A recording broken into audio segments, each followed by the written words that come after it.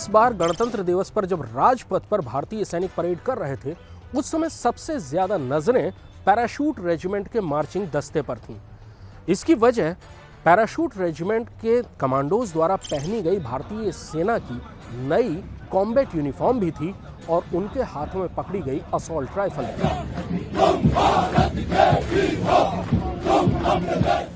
दरअसल भारतीय सेना ने अपनी कॉम्बैट यूनिफॉर्म के पैटर्न में परिवर्तन किया है। पहनने के ढंग में भी फर्क है, फैब्रिक में भी फर्क है और डिजाइन में भी फर्क है। ये नई यूनिफॉर्म पहली बार सेना दिवस और गणतंत्र दिवस समारोह में पैराशूट रेजिमेंट के कमांडोज को दी गई, जिन्हें पहनकर उन्होंने राजपथ पर परेड की।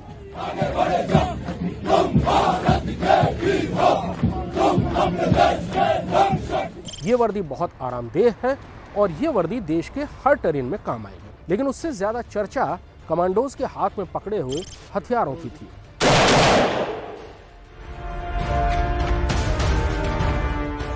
ये हथियार टवोर असॉल्ट राइफल्स हैं, जिनको भारतीय सेना में 2000 के दशक के आखिरी सालों में शामिल करना शुरू किया था। अभी भारतीय सेना का standard issue weapon INSAS rifle ही है, लेकिन स्पेशल ऑपरेशंस के लिए टवोर राइफल इस्तेमाल की जा रही है, जिनका इस्तेमाल मार्कोस यानी मरीन कमांडोज भी करते हैं और पैराशूट रेजिमेंट के स्पेशल फोर्सेस के दस्ते भी। टवोर इजराइल की बनी हुई असॉल्ट राइफल है। 5.56 mm कैलिबर की ये असॉल्ट राइफल एक बार में 30 राउंड की मैगजीन लोड की जा सकती है। इसकी रेंज 550 मीटर है।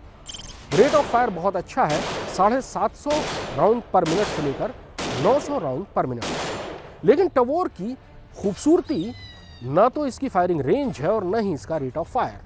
टवोर की खूबसूरती है इसका कॉम्पैक्ट होना और इसका खास डिजाइन। इसको बुलपअप डिजाइन के आधार पर तैयार किया गया है, जिसमें पिस्टल ग्रिप यानी वो जगह जहां से कोई भी सैनिक हथियार को पकड़ता है वो आगे है और मैगजीन पीछे है। इससे हथियार की साइज छोटी हुई, वो कॉम्पैक्ट हुआ, लेकिन बैरल की लंबाई उतनी ही है।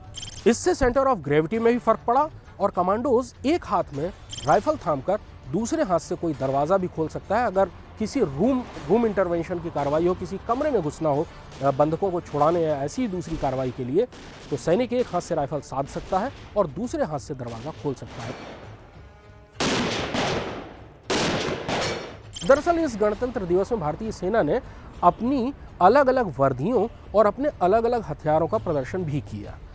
भारतीय सेना के सैनिकों का स्टैंडर्ड इशू वेपन यानी जो हर सैनिक का बेसिक हथियार होता है, वो हथियार समय समय पर बदलता रहा और भारतीय सेना ने आज़ादी के बाद से लेकर आज तक के सारे हथियार और सारी वर्दियों का प्रदर्शन इस बार गणतंत्र दिवस की परेड में किया। भारतीय सैनिकों का स्टैंडर्ड इशू वेपन बहुत शानदार होने वाला है और वो होगी ऑटोमेटिक क्लाशनिकोव यानी AK सीरीज की AK-203 राइफल, जिसका प्रोडक्शन भारत में शुरू होने वाला है। फिलहाल भारतीय सेना के लिए 70,000 AK-103 राइफलें रूस से आ चुकी हैं और 6.5 लाख के लगभग राइफलों का प्रोडक्शन भारत में होगा। अभी तक इंसास भारतीय सैनिकों का स्टैंडर्ड इशू वेपन था।